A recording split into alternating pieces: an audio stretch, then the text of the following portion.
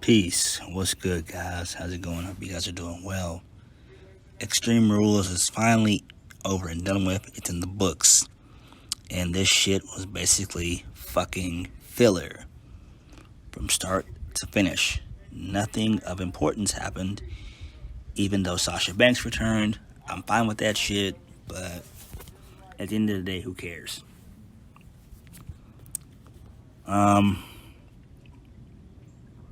So before we get started with the review, for the main card, it was 7 matches in all, and we had on the pre-show Liv Morgan versus Carmela, which I predicted would happen. I knew it was going to happen anyway, so that was easy as shit to predict. Liv Morgan got the W, which I'm fine with. Hopefully they do something with Morgan. They probably won't, but man, they need to really do something with Morgan. They truly do. If they don't have any plans for her on the main roster, honestly, sending her back down to NXT would be great as well. NXT 2.0. I think that would be golden for her as well, if they don't have any plans for her on the main roster. But Liv Morgan, man, she's got so much potential, and it's just a fucking shame that the main roster doesn't know what to do with her. They just don't know what the fuck to do with her, and it pisses me the fuck off. It truly does. So on to the main show. But if I had to grade the match 1 out of 5, I'd give it a solid 2 out of 5. It was decent. It was all right. So on to the main show. So we kicked the show off with a 6-man tag match featuring the New Day versus AJ Styles and Omos and Bobby Lashley. And this match came about during the pre-show because the 6 of them decided to beat each other's asses, and so it led to this match. Who gives a shit? It was your standard solid 6-man tag, which most of them are. Most 6-man tags are fucking decent, and this was no exception. So in the end, Big E, he won the match via the big ending, but he pinned Bobby Lashley, and that pissed me off. It did, because Bobby Lashley now has lost not once but twice to Big E in a 6-day period, and it makes no sense. You mean to tell me that AJ Styles couldn't have taken the loss here because he's not doing anything with Omos? It's ridiculous how they're treating AJ Styles and all this shit. I feel bad for Styles. I truly do. So I had no choice but to give this a 1 out of 5. It just didn't need to happen. Later on in the show, Lashley lays out a challenge. He wants his rematch, and Big E accepts. So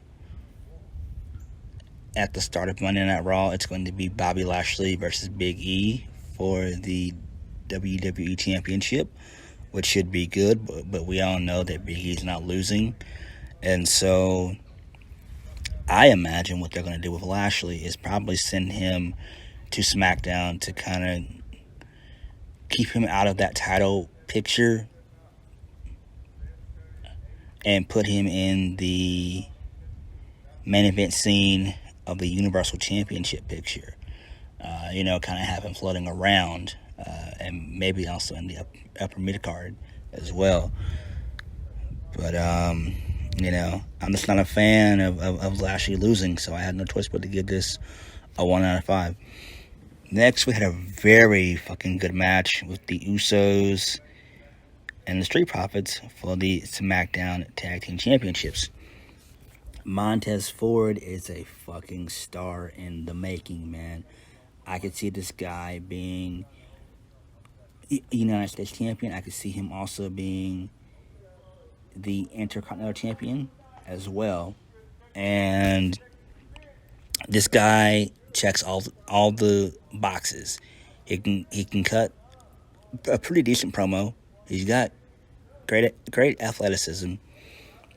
He also has believability, and most importantly, he's got charisma.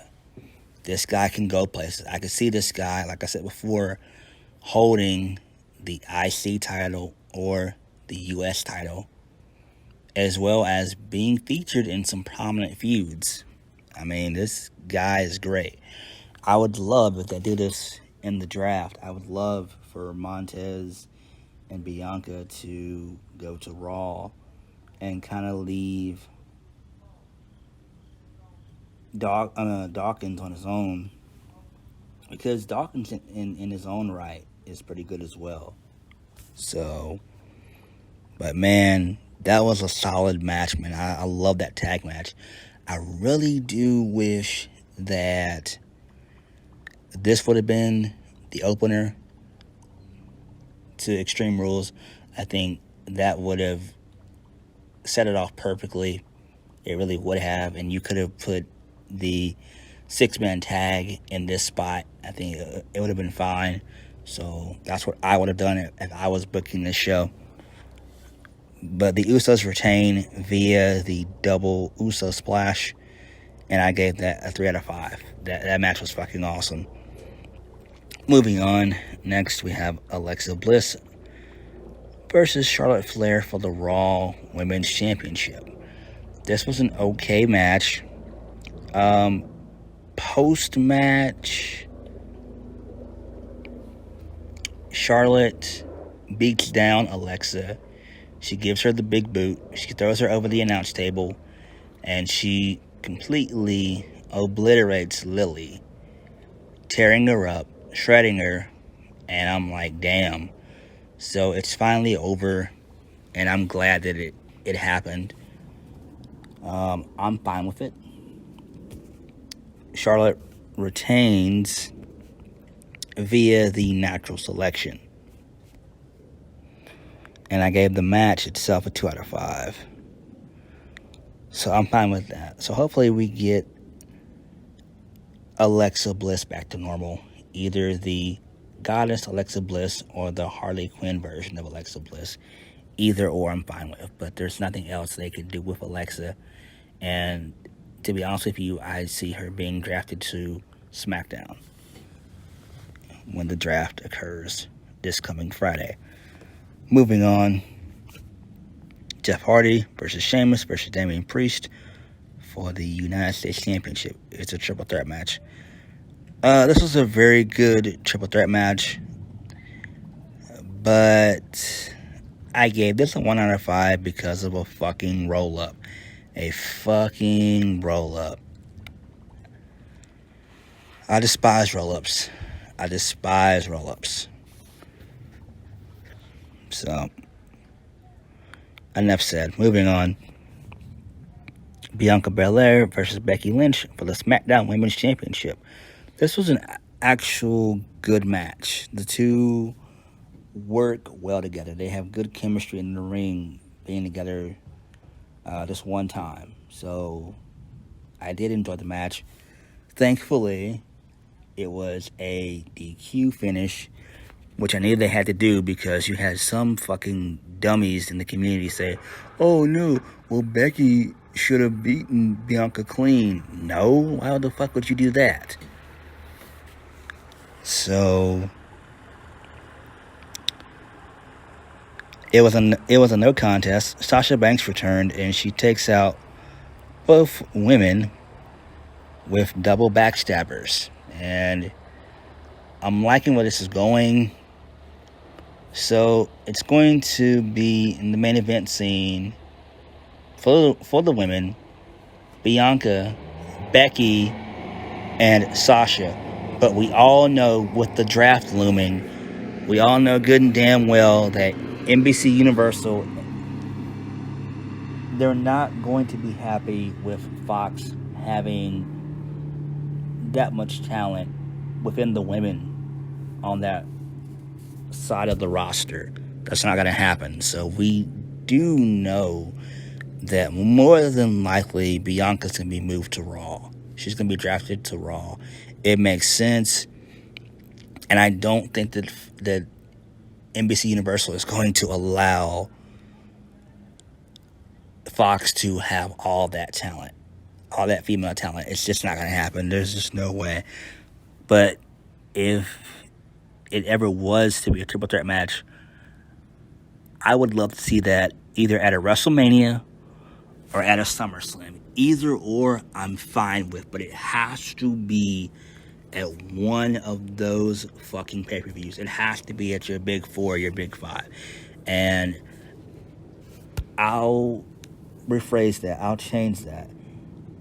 That is WrestleMania worthy. That's WrestleMania worthy for sure.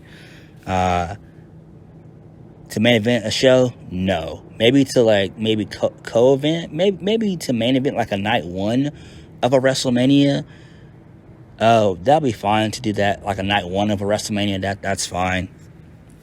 But it's got to happen at a WrestleMania. Oh man, Becky Lynch, Bianca Belaire, Sasha Banks, sign me up.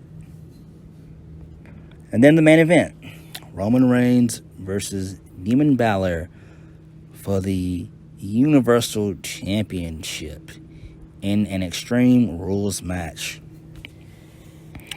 Roman Reigns wins via the spear, but I gave this a 1 out of 5. You want to know why? It was because of what happened towards the end. So, WWE Creative decided to bring back their version of God. And so, the God of WWE intervened on behalf of Roman Reigns. And Demon Balor, lost his balance. And he got speared 10 seconds later. And Roman Reigns retained, and rightfully so. But the match itself was good. A lot of back and forth. There was one spot where Roman speared the shit out of Demon Balor. And then Balor no-sells the spear. And all of a sudden we hear the heartbeat from his interest music play. And he starts flopping around like a fucking fish out of water. What the fuck? And then all of a sudden he gets this like burst of demonic energy or possession, and he beats the shit out of Reigns. He does a shotgun drop kick through a table, which was fucking awesome. And he attempts to do the coup de grace, and he's met by a spear for the 1, 2, 3. But we all knew that this had to happen. We all knew this was going to happen anyway. It doesn't matter. To me, if I'm going to be honest here, I wish it wouldn't have been the demon in this. I wish it just would have been regular Finn Balor. Even though we know that Samoa Joe has beaten Demon Balor before, Roman Reigns is now the second person to defeat Demon Balor. But we all knew that Balor couldn't tap out. Demon Balor couldn't tap out here. He couldn't be submitted via the guillotine choke. But I guess this was their best way to combat that option. So I don't know, man. Me personally, I much rather would have seen regular Balor eat the win. Eat the pin here versus Demon Balor. So we all know that Crown Jewel is the next pay-per-view, and it's going to be Reigns and Lesnar. And we all know that Reigns and Lesnar are not important here. It is Paul Heyman. Where does his allegiance lie? But we can kind of already figure that out, those of us in the know. He's going to side with Brock Lesnar. It makes sense. And I would love to see the promos he would cut on our tribal chief Roman Reigns. I think that would be phenomenal.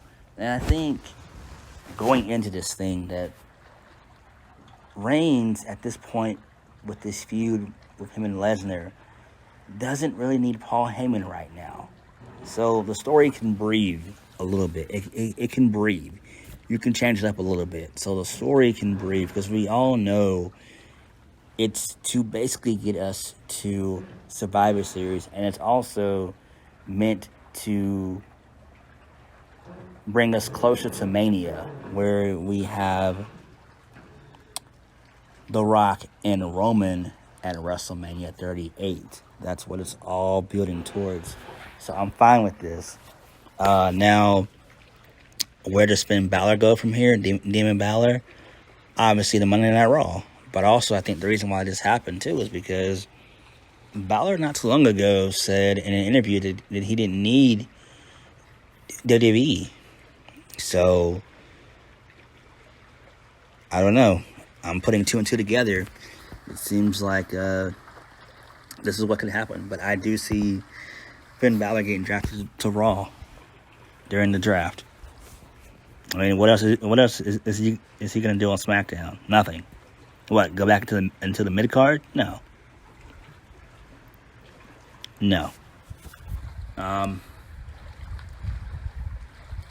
So, I think that Balor going to Monday Night Raw would be good.